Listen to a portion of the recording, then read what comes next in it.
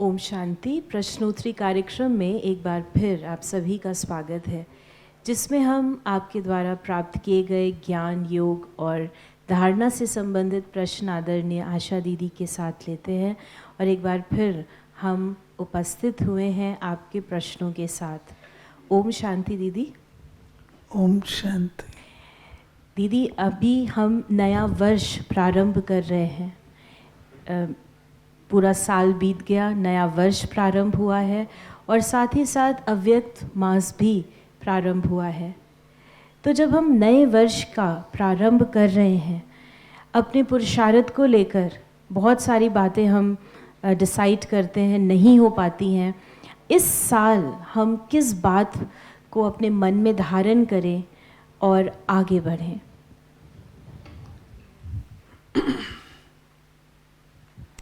मेरे हिसाब से कोई एक जनरल बात जो हम सबके लिए कहें वो तो नहीं हो सकती है, क्योंकि हर एक का पुरुषार्थ अपना है और हर एक के पुरुषार्थ में अपनी अपनी बातें हैं।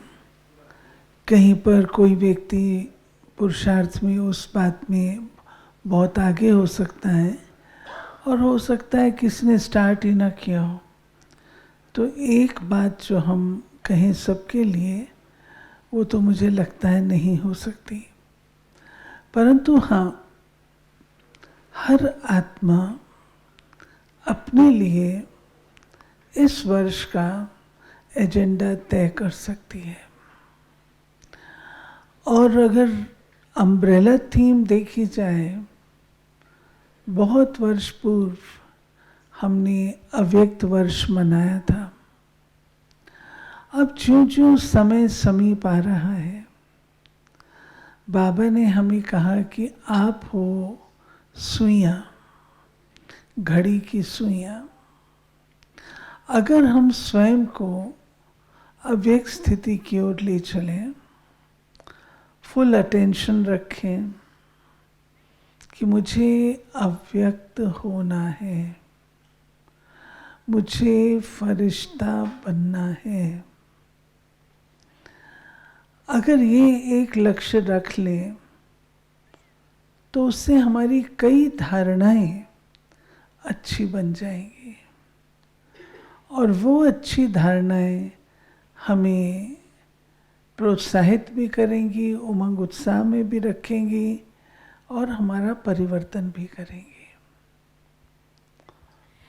दीदी, एक प्रश्न पहले भी आया था और अभी आया है कि कुछ समय पहले खासकर यहाँ ORC में बाबा को संदेश लिया गया था और उसमें बाबा ने कहा था कि 1 वर्ष का कार्य अब 1 महीने में होना है। तो 1 वर्ष का कार्य 1 महीने में होना, इसको थोड़ा आप स्पष्ट करें, ये कैसे होगा और इसका भावार्थ क्या है?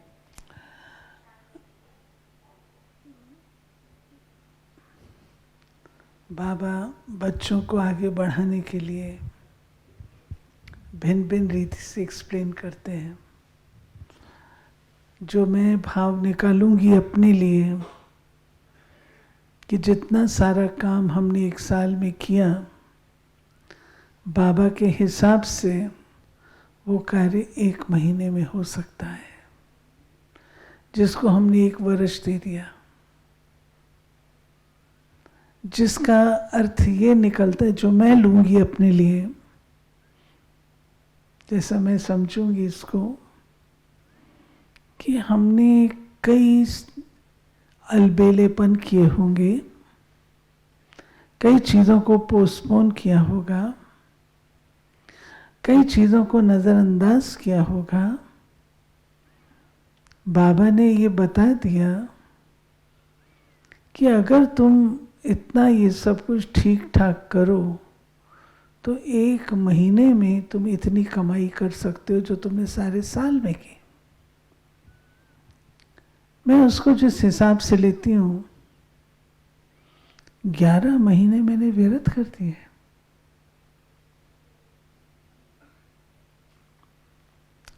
व्यक्ति सोचने को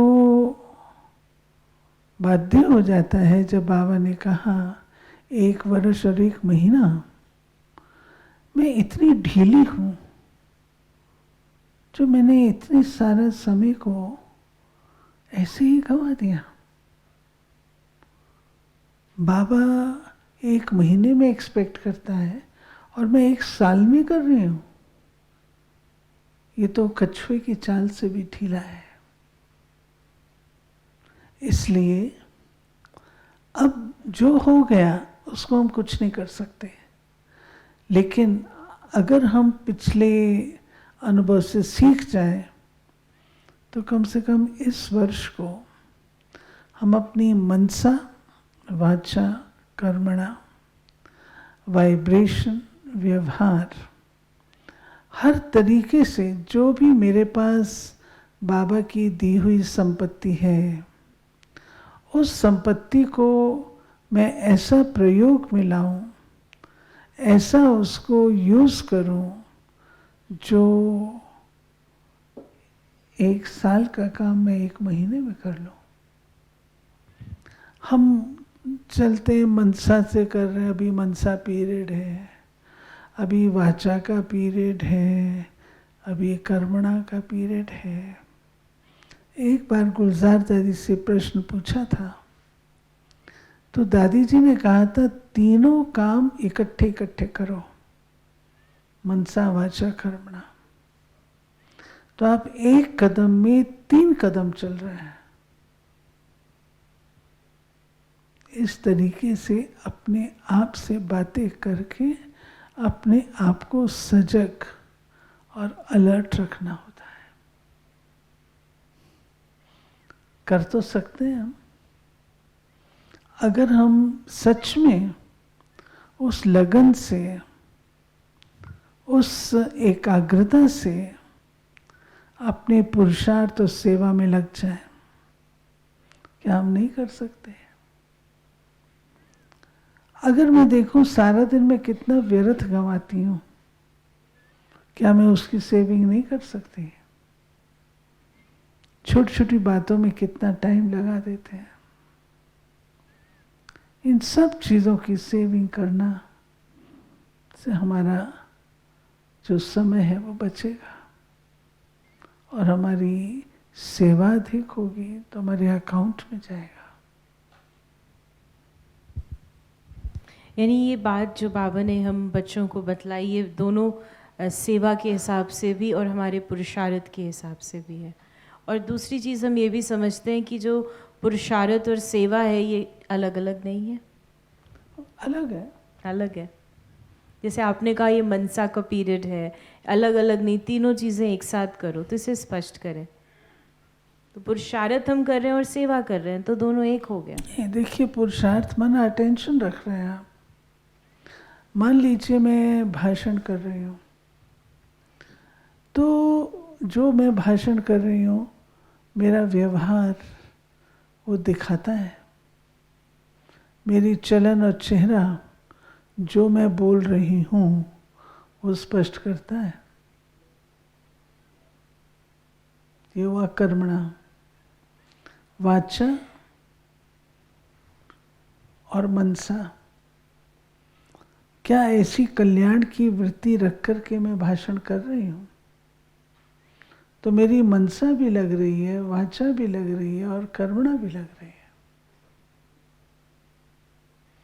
जैसे कभी कोई बोलते हैं तो कहते हैं कितने नशे से बोलते हैं, जो इनके अंदर है वो इनके चेहरे से दिखाई देता है, कहते हैं ना। दीदी अभी जैसे जैसे अभी आपने हमें पुरुषार्थ का भी इशारा दिया, सेवा का भी दिया, और हम देखते हैं प्यारे बाबा जो सब कुछ करते हुए अपनी रीति के चैलेंजेस को उन्होंने पार किया और ऐसे ही सेटअप में, संगठन में ही वो अव्यक्त फरिश्ता बन गए। उनका कोई स्पेसिफिक टाइम नहीं था अलग से, लेकिन उसमें भी वो बन गए। तो आप हमें क्योंकि हमारे पास अभी और भी समय होगा, लेकिन हम आपसे जानना चाहेंगे कि बाबा को देखते हुए, क्योंकि आपने ब्रह्मा बाबा से आप बचपन से मिले और पालना ली, कौन सी ऐसी चीज़ें आपने ऑब्ज़र्व करी या अभी आप अंडरस्टैंड करते हैं जो बाबा को फरिश्ते की ओर लेके गए? देखिए, बाबा साधारण थे, हम सबके जैसे थे, परंतु जिस दिन से बाबा को ये पता लगा कि मुझे संपूर्ण बनना है, मुझे फरिश्ता बनना है, वहाँ ऊपर में मेरा संपूर्ण रूप है और मैं अव्यक्त, वो अव्यक्त रूप है, मैं व्यक्त हूँ, मुझ में और उसमें इतना अंतर है, तो ब्रह्मा बाबा ने ये अपने जीवन का मुद्दा बना लिया कि मुझे वो अचीव करना है। और इसलिए ब्रह्मा बाबा ने पुरुषार्थ शुरू किया, जिसमें सबसे पहला पुरुषार्थ था आत्मिक दृष्टि और वृत्ति का। बाबा ने देह सहित देह के अपने सब संबंधों को आत्मिक और अलौकिक रूप में बदल दिया। चाहे वो बाबा की बेटी थी, चाहे वो बाबा की पत्नी थी, चाहे वो बेटा था, हर एक को आत्मिक नाते से बाबा देखता था। तो ये बाबा का पहला पहला पुरुषार्थ, देह सहित देह के सब संबंधों को छोड़। इसका भावार्थ क्या है? कोई उनको छोड़ना थोड़ी है, लेकिन दैहिक भासना को छोड़ना है। दैहिक भासना, दैहिक भावना को छोड़ना है। बाबा की युगल जसोदा माता को ब्रह्मा बाबा पति नजर ही नहीं आता था, श्री कृष्ण का रूप देखते थे। तो बाबा ने अपने आप को इतना बदल लिया, इतना बदल लिया, जो वो भासना दैहिक वो बिल्कुल खत्म हो गई। और जसोदा माता स्वयं भी ऐसे ही थी जैसे कि कोई देवी, उसके अंदर भी ये भासना नहीं थी। तो बाबा ने पुरुषार्थ इस पर किया, बहुत पुरुषार्थ किया। वो करने के पश्चात फिर परिवर्तन बाबा के अंदर आता गया। बाबा को लाइट रूप में देखते थे, क्योंकि बाबा ज्योति स्वरूप आत्मा है, आत्मिक स्थिति का अभ्यास करते थे। तो लोगों को देखने में बाबा आता ही नहीं था, बाबा का दैहिक रूप आता ही नहीं था। बाबा का लाइट का, ज्योति के कार्ड में है, ऐसा नजर आता था। कोई मारने के लिए भी आया तो भी देह दिखाई नहीं दी, लाइट दिखाई दी। ये क्या है? ये बाबा का अपना अभ्यास का रिजल्ट था। तो बाबा जैसे लाइट ज्योति के कार्ड में है, लाइट है, लाइट हाउस के रूप से दिखता था। और लाइट हाउस के रूप से दिखता था, दूर से लोगों को प्रकाश लगता है जैसे कोई सूर्य आ रहा है। वॉकिंग पे जाते थे बाबा, दूर से जो लोग होते थे देखते थे कोई सूर्य चला आ रहा है। लाइट, प्रकाश, वाइब्रेशंस, ये बाबा के महसूस करते थे। तो बाबा ने ये पुरुषार्थ किया। फिर अशरीरीपन का अभ्यास। एक है देह को अलौकिक, दैहिक संबंधों को अलौकिक,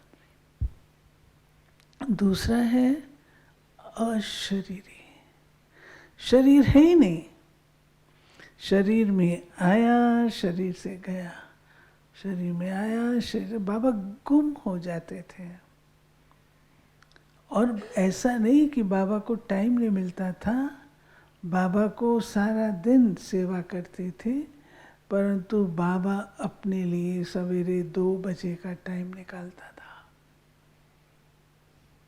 अभ्यास के लिए, 2-2:30 बजे का टाइम। उस समय कोई जाता था तो उनको लगता था कमरा लाइट लाइट लाइट नजर आता था, अशरीरी। हम लोग बहुत कम ये अभ्यास करते हैं। अगर सच में देखा जाए तो बाबा के अभ्यास और अपने अभ्यास में आज भी जमीन और आसमान का अंतर है। सो दीदी, ये जो अभी आपने हमें बताया, ऑफ कोर्स इस अंतर को अभी हम दूर कैसे करें? क्योंकि बाबा ने सेवा बैठे बैठे बहुत कर ली, सेवा भी संपन्न करी और अपनी संपन्न अवस्था को भी पाया। तो वो जो गैप है उसको हम अभी के सिनारियो में किस बात का हम अभ्यास करें, अटेंशन रखें, या आप क्या रखते हैं? देखिए, सब बातों की जड़ है अटेंशन। अगर आप लक्ष्य रखते हैं तो आप कर सकेंगे। लक्ष्य नहीं है हमारा, लक्ष्य नहीं है। शॉर्ट लिव्ड हमारे लक्ष्य हैं सारे दिन के। आज मुझे ये करना, ये करना, ये मैंने कर्मातीत होना है, मैंने फरिश्ता बनना है, मैंने अव्यक्त होना है। कितनों को याद है? कितनों को याद है? कोई याद नहीं है। इसलिए हमें बहुत बहुत अभ्यास करने की आवश्यकता है, अटेंशन रखने की आवश्यकता है, इस चीज़ को अपने जीवन का भाग बनाने की आवश्यकता है। हम बाबा के पास मात्र छोटी मोटी सेवा करने के लिए नहीं आए हैं। हम अपना जीवन व्यक्त से अव्यक्त बनाने के लिए आए हैं, मानव से देव बनने के लिए आए हैं।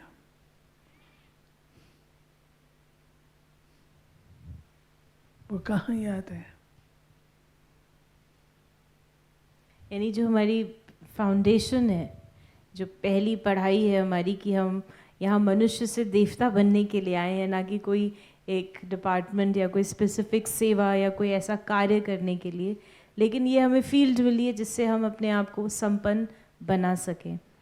बिफोर वी क्लोज दीदी, आपने ब्रह्मा बाबा को बचपन में देखा और 1969 तक आपको बाबा का एटलीस्ट सानिध्य प्राप्त हुआ। तो आप कोई एक ऐसा इंसिडेंट या अनुभव बताएं जिसकी छाप आपके हृदय में है और जो आपको आज भी कहीं ना कहीं प्रेरणा देता है उस समान बनने का। बाबा हमें हमेशा सब बच्चों को उनकी जन्म पत्री देख के त्रिकालदर्शी होके बाबा बच्चों से वार्तालाप करते थे। जो मेरे जीवन में रहा, जो सदा मुझे याद रहता है, उसको मैं वर्षा भी मानती हूँ। डायरेक्ट वर्षा बाबा ने मुझे दिया, वरदान भी मानती हूँ। और वो है बाबा से मेरी लास्ट मुलाकात साकार रूप में। जब बाबा ने मुझे कहा, बच्ची दृष्टि दी, हम गए थे धूपवास करने के लिए। छोटे थे, शायद बीए में थी मैं, BA first year second year में थी। तो धूपवास करने सारे मधुबन के कमरों में जाते थे। हम 3 बहनें थीं, मैं थी, मेरी छोटी बहन थी और संतोष बहन जो मेरठ वाली थी, बाद में बीदर में रही, वो थी। वही हमको लेकर के गई थी। और बाबा अपनी चारपाई पर दोनों टांगे नीचे करके ऐसे बैठे हुए थे। तो बाबा ने दृष्टि दी,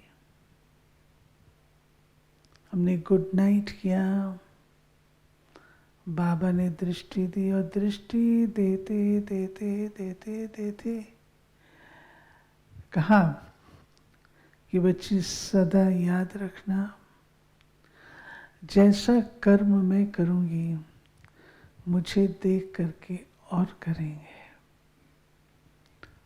उस समय मुझे समझ में नहीं आया, मैंने इसको नेगेटिव उसमें देखा। मैंने ऐसा कौन सा कर्म किया जो बाबा ने मुझे ये शिक्षा दी। लेकिन राज बाद में खुलते हैं। बाबा ने सेवा के क्षेत्र में आदि से ऐसा पाठ दिया जो स्पेशल स्थान होता था हर बात में, और अटेंशन रखना पड़ता था, जैसा मैं करूँगी मुझे देख करके और सब करेंगे। आज भी वो बात उतनी ही सत्य है जितनी 1969 में थी। आज भी इस बात पर फुल अटेंशन रखना पड़ता है, जैसा कर्म मैं करूँगी मुझे देख के और करेंगे। ये चीज़ मुझे बहुत रेस्ट्रिक्टेड भी रखी इसने, और बहुत इंस्पिरेशन भी दी इसने, और एक जिम्मेवारी, रिस्पॉन्सिबिलिटी वो भी समझने के लिए मेरे को मिली। You are responsible. कभी कभी मैं सोचती हूँ कि जिसको लोग कहते हैं फ्रीडम यंग एज में, जो चाहे सो करे, जैसे चाहे सो करे, वो हमें कभी उपलब्ध नहीं हुआ।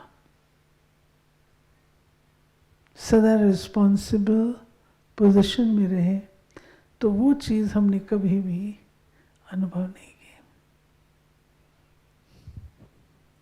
तो इससे हमें ये भी पता चलता है बहुत भाग्यशाली तो है, हम भी भाग्यशाली हैं कि हम आपके साथ हैं।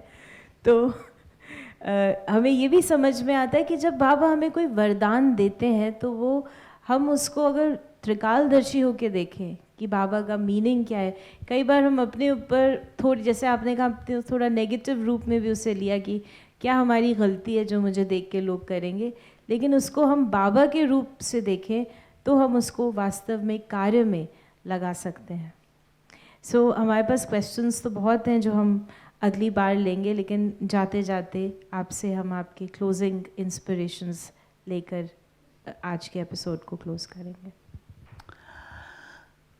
इस वर्ष